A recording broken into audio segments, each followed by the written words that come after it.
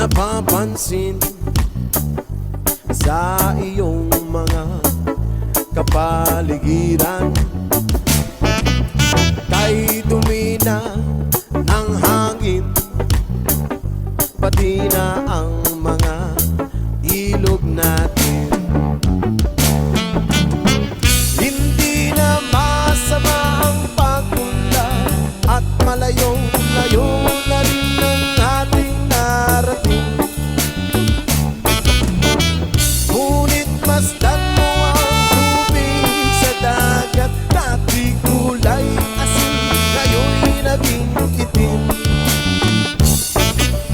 Ang mga tubig ating kinalat sa hangin, sa langit wag na nating paabutin. Kung tayo'y pumanaw man sa riwang hangin, sa langit natin matitikman. Mayroon lang akong hinihiling sa aking pagpanaw, sana ay tagulan.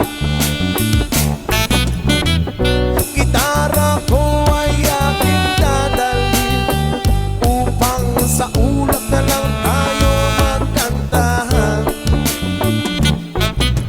Ang mga bata ngayon lang isinilang, may hangin pa kaya matitikman.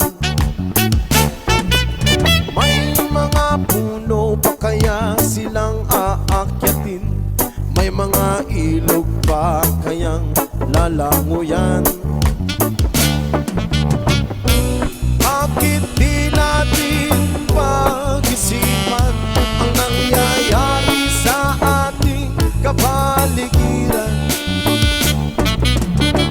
Hindi na masama ang pagpunlan kung hindi nakakasira ng kalikasan.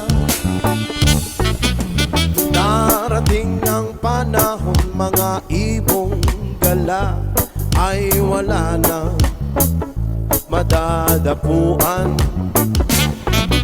Umasdan mo ang mga punong dati ay kay tatag, ngayon ay namamatay dahil sa ating kalokohan.